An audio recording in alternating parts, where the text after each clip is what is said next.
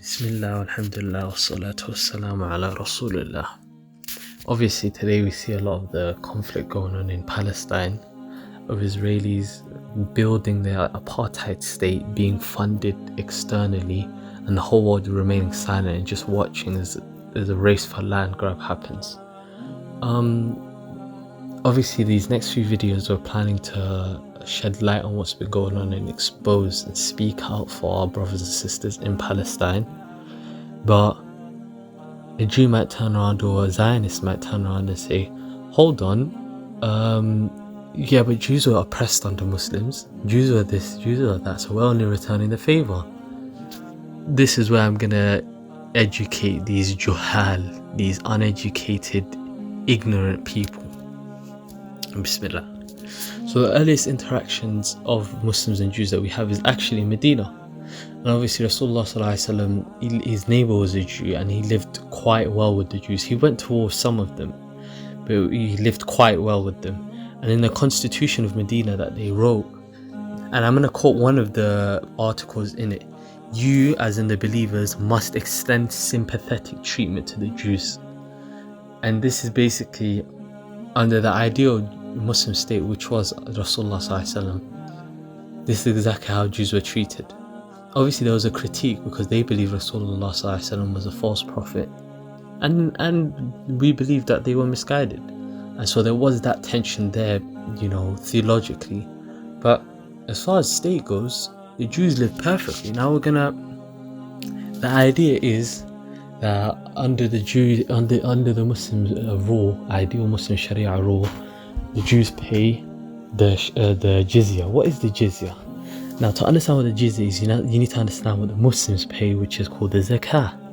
Now, if everybody pays the zakah, the Jew or the Christian or the Zoroastrian is going to turn around and say, you're forcing your religious practices on us. Zakah is one of the pillars of Islam. You're just forcing it onto us. So, obviously now the Muslim state, what do they have to do?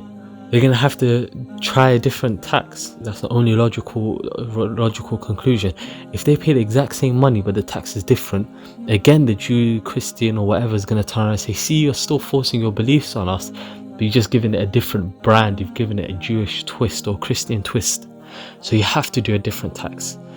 Now the zakah is set in stone, is 2.5% of your annual earnings, whereas the jizya, it fluctuates. So depending on which period you live, let's say if you were a Jew in Sana'a under Rasulullah sallallahu alaihi wasallam, there were bare Jews in Sana'a, you'd be paying less than the Muslims. I think we've got a hadith in Bukhari that the non-Muslims paid 1 sheep annually if they could, like each household, and or the worth of 1 sheep, and the Muslim I think paid 2, something along that. Don't quote me on that. I know the Jews one, but I can't remember the Muslim one. I think it's 2 or 3 or something like that. Allahu A'lam. But they were paying less. But if you were under someone like Umar ibn Khattab, you might have been paying more, or later Khulafa. So it fluctuates to balance it out and make it fair. Okay. Now we're gonna fast forward. Now, obviously Medina had 10 Jewish tribes. I'm not going to go through all their names, but there were 10 Jewish tribes and the city was always majority Jewish. Even at the time of Rasulullah sallallahu alaihi wasallam, the city was majority Jewish. Obviously now he passes away, Abu Bakr passes away, now Umar ibn Khattab rules, and Islam, its kingdom, the kingdom expands really quickly, very, very, very quickly, and they take over Jerusalem. Now what happened? When Khalid ibn Walid took over Jerusalem, there wasn't even a sword lifted, no one was butchered, no one was killed. But they said, we'll only give you the keys to the city on one condition, that the Khalif himself comes personally. So the hadith mentioned that Umar al-Khattab, when he heard this, he went out of his tent and he got changed. He went out of his tent, then he went back in his tent and he got changed again, and his clothes were patchy and they were dirty and stuff. And people asking, are you going to go there representing us like this? And he emphasized, because Rasulullah sallallahu alaihi wasallam lived like this. He lived a humble lifestyle, a minimum lifestyle, a minimalistic lifestyle. طيب, now he's going there with his companion Abu Ubaidah ibn al-Jarrah, or I think it was one of his servants, and he had to go on the donkey, and they only had 1 donkey that they had, and 1 camel. I think it was a donkey. Now they're going, and then the companion gets tired, so Umar gets off the donkey and then he rides it, and they're constantly interchanging. Then when Jerusalem was in sight, it was the companion's turn to go on it, and Amir al-Mu'mineen was just walking there. And then he said, no, I'll get off for you, because I don't want the people to think we're basically humiliating our leader and this is going to look bad on us. So Umar al-Khattab replies, he says, no, I'm honouring my deal. The Quran tells the believers to honour their promises. I'm honouring my promise. And when they reached it and they thought the slave that was on the donkey was Umar al-Khattab. They thought he was Amir al-Mu'mineen. Then when he says it's not me, it's him, they see this guy with patchy clothes that's ripped up, clothes are muddy, scruffy, and that's supposed to be Amir al-Mu'mineen. And then when he linked up, I think one of the leaders of the armies there was Abu Ubaidah ibn Jarrah, and that was one of his closest companions. If you read that hadith, Umar and Abu Ubaidah ibn Jarrah radiallahu anhu, both of them had a very close relationship. And he made a profound statement. He says, all of this happened because we kept away from sin. And one day Allah subhanahu wa ta'ala is going to ask us what we did for Islam. And narration mentions that he hid behind a tree and he began to weep for hours, him and Abu Ubaidah ibn Jarrah, and he said how little we have done, and they were just weeping for hours. Then when they went into the city, they found that the Romans were treating the Temple Mount, where Masjid al-Aqsa is, and the Western Wall, all these holy places, it was a dumping ground. They literally had their qash in there, and he cleaned it by his own hand. He cleaned it by hand. And then the what do you call it? Anyways, for hours the Romans and the Muslims were negotiating. What do we do with the Jews? What do we do with the Jews? What do we do with the Jews? How easy would it have been for the Muslims to just butcher the Romans and bring the Jews inside? But for hours they negotiated, and then they agreed that everyone's going to get equal status in Jerusalem, and the Jews are going to come and live here, because they threw all the Jews out. The Romans already threw all the Jews out. And so many of the Jews in Medina, they packed up their bags and they left. Why? Because the way they saw it now, they could freely practice their religion in Jerusalem, and they were already living with Muslims perfectly equal. They didn't even need to go to war, because under the Muslim state you pay your jizya, which is sometimes less than the zakah, according to the ahadith Sahih in Bukhari. And they didn't need to do anything. So they packed up their bags and they moved to Jerusalem. So now a Jew might ask, or a Zionist might ask, where are these Jews now? These massive population of Jews from Medina. I'll just say one word: the Crusaders. Go on Google, search up the Siege of Jerusalem 1099. You'll know the rest. It was a horrific day. Now, under the Muslims, the Jews basically enjoyed a golden age of mathematics, biology, chemistry, alchemy, economics, and most importantly, religious literature. Amongst this was some of their best writings, like Maimonides' The Guide for the Perplexed, his Epistle to Thanim, which is supposed to be his refutation on Islam, and many endless Ibn Ezra. Some of the most classic scholars lived under the Muslims. The Vizier of Baghdad entrusted the entire funds of the city to Jewish bankers, and the Jews were in charge of slave trade there. The Jews owned crucial ports like Siraf in Persia, and they were basically running the whole place. Samuel Hanagid was nicknamed the Prince of Andalusia in Spain. He was famous all across the world, all across the Muslim world amongst Jews, as this daring young prince who's Jewish, who's not even related to the king.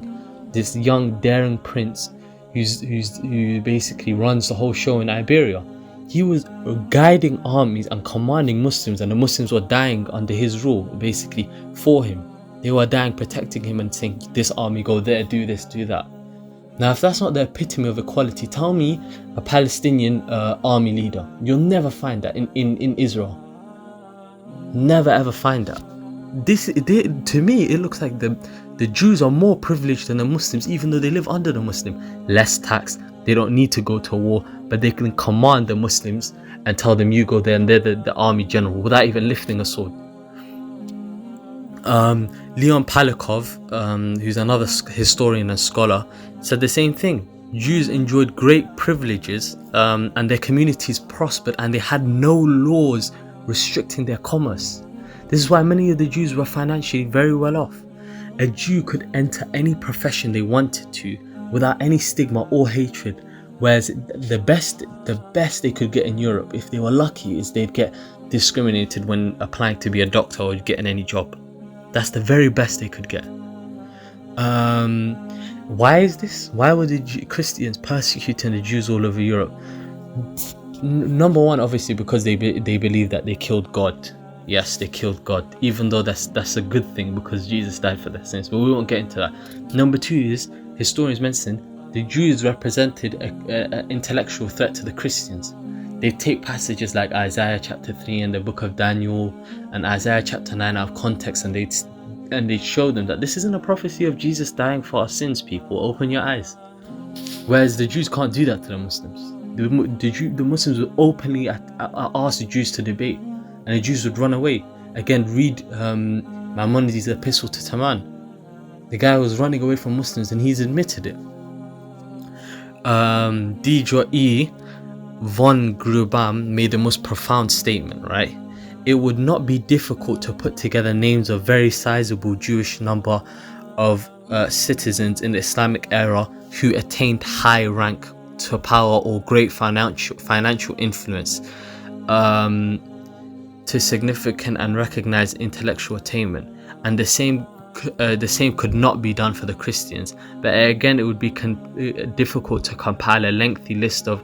It wouldn't be difficult to compile a lengthy list of persecutions, arbitrary confiscations, attempted and forced conversions, so on and so forth. This wasn't limited to the Arabs either. The Jews thrived under the Seljuk Turks and the Ottomans. Why did the Jews live under the Ottomans? Because the Jews, after the fall of Al-Andalus, the Jews basically migrated to one of two places, the Netherlands, where they were persecuted by Christians, and most of them went to the Ottoman Empire, and they attained high ranks there. They enjoyed great life in Jerusalem and other holy places. David Wasserstein, who's another professor, scholar, and a linguist, made a profound statement. I'm going to end it at this. Had Islam not come along, Judaism in the West would have declined to disappearance.